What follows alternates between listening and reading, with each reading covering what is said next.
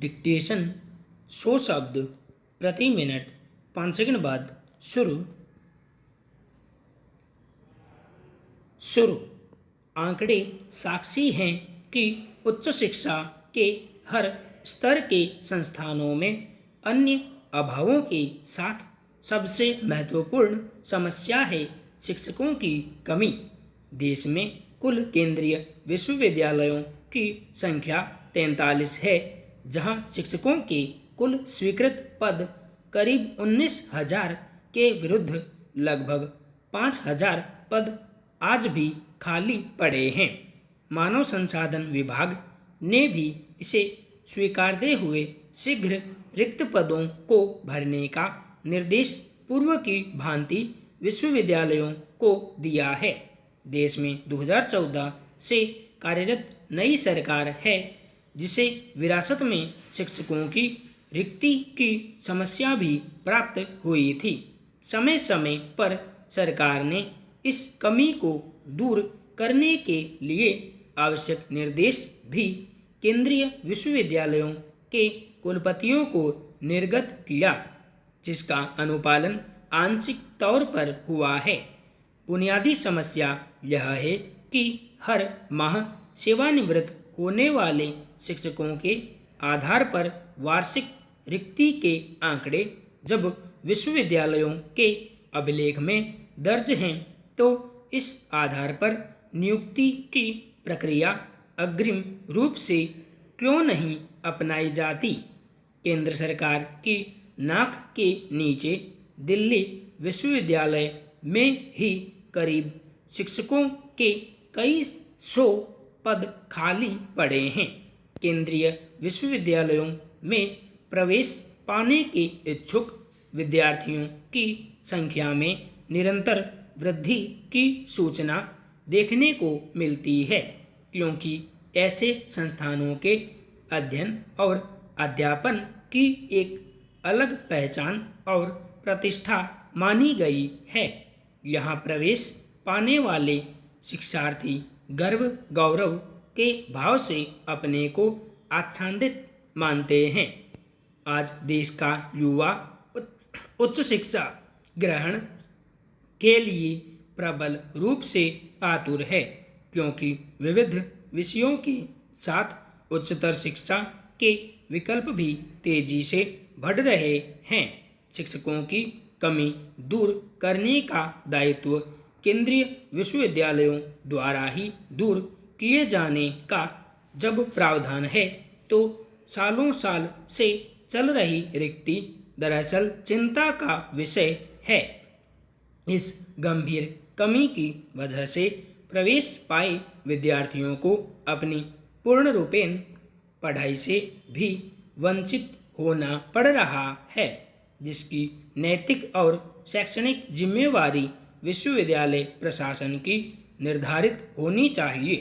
रिक्तियों को भरना एक सतत प्रक्रिया है, तो सवाल लाजिमी है कि इस कार्य में निष्क्रियता से देश विश्वगुरु के लक्ष्य को कैसे स्पर्श कर सकता है। केंद्रीय विश्वविद्यालयों में शिक्षकों की कमी का असर देश के सामान्य विश्वविद्यालयों में भी पड़ रहा है।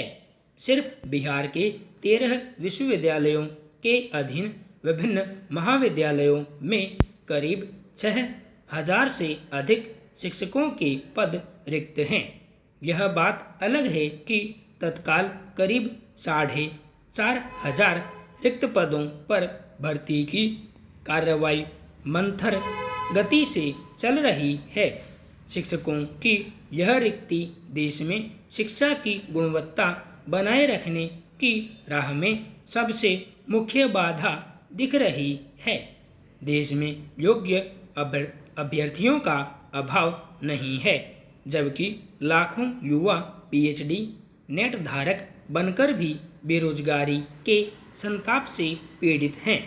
जरूरत है उन्हें शीघ्र नियुक्त करने की इच्छा शक्ति को जागृत कर ठोस कार्य योजना बनाई जाए, ताकि केंद्रीय विश्वविद्यालयों में पठन पाठन सुचारू रूप से चल सके। यह राजनीति का विकृत स्वरूप ही है कि जब कोई मजबूत आधार जनता के बीच टिकने का नहीं होता है, तब अक्सर राजनीतिक दल धर्म की शरण ले लेते हैं। गुजरात चुनावों के मद्देनज़र केजरीवाल की रणनीति यही लगती है कि वे भाजपा से मुकाबले के लिए उसी का विकल्प सामने रखें जिससे अधिकांश लोग सहमत हों। संकट के समय देवी देवताओं की शरण एक राजनीतिक पैंतरा बन चुका है।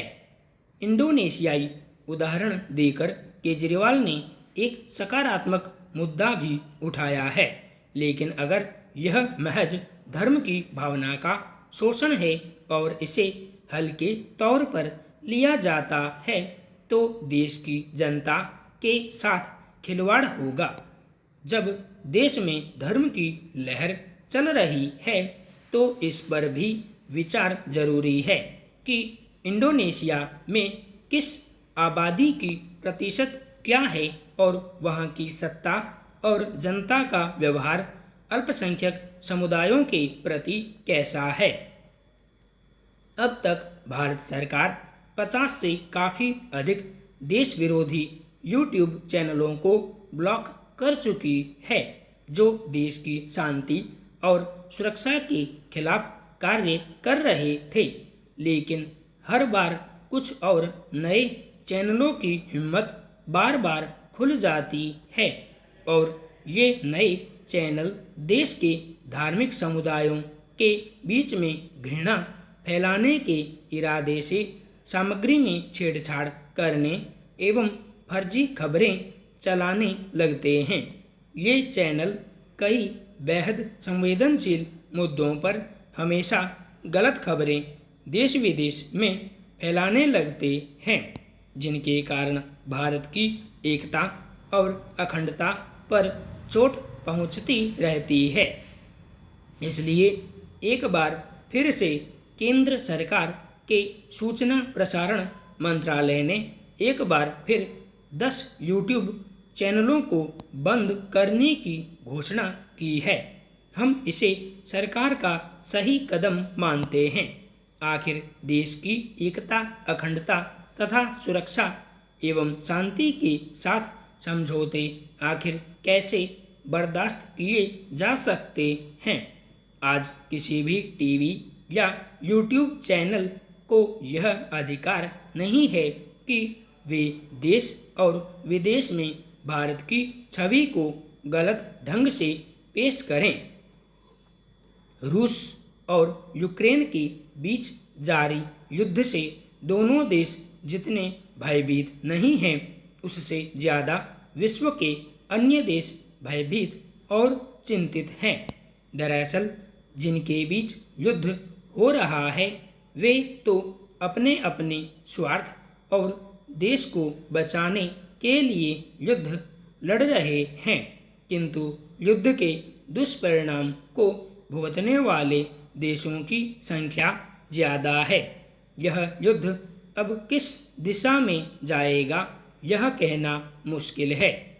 अच्छा हो कि युद्ध बंद करने के लिए विश्व के देश संयुक्त रूप से कोई ऐसा प्रस्ताव लाएं ताकि रूस और यूक्रेन दोनों को युद्ध विराम के लिए मनाया जा सके, अन्यथा मानवता तार तार हो जाएगी। हालांकि भारत को भी युद्ध विराम पर समयानुसार की गई पहल पर अपेक्षानुरूप सफलता नहीं मिली है, फिर भी भारत प्रयासरत है। संपूर्ण विराम।